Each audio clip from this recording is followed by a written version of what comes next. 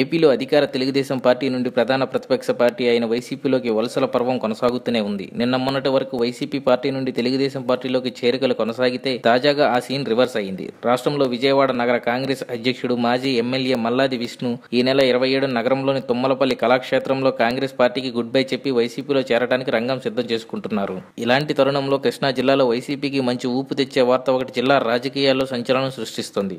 రాష్ట్రంలో తెలుగుదేశం పార్టీకి కంచుకోటగా పేరుగాంచిన కృష్ణా జిల్లా తిరువూరు నియోజకవర్గం మాజీ ఎమ్మెల్యే నల్లగట్ల స్వామిదాస్ పార్టీ మారుతున్నారని వార్తలు వస్తున్నాయి. ఇప్పటికే దీనికి సంబంధించిన రూట్ మ్యాప్ కూడా రెడీ అయినట్లు విశ్వసనీయ వర్గాల సమాచారం. ఈ మాజీ ఎమ్మెల్యేతో పాటుగా నియోజకవర్గంలోని కొండూరు మండలం టీడీపీ అధ్యక్షుడు అలవాల రమేష్ రెడ్డి, ఎంపీటీసీ దామోదర్ రెడ్డి, ఇతర పార్టీ నాయకులు, మాజీ ఎమ్మెల్యే అనుచరులు పార్టీ మారుతున్నట్లు వార్తలు షికారు చేస్తున్నాయి. మాజీ ఎమ్మెల్యే నల్లగట్ల స్వామిదాస్ కి వచ్చే ఎన్నికల్లో టీడీపీ నుంచి టికెట్ రాదనే అభిప్రాయంతో ఆయన ఉన్నట్లు తెలుస్తోంది. మరోవైపు స్థానిక నేతలతో వర్గపోరు ఉండటంతో వైసీపీ గూటికి చేరాలని ప్రణాళిక తీసుకున్నట్లు సమాచారం. ఈ క్రమంలో మల్లాది విష్ణు చేరుతున్న రోజునే వైసీపీ గూటికి రావాలని స్వామిదాస్ నిర్ణయం తీసుకున్నారు అని అతని అనుచర వర్గం అంటున్నారు.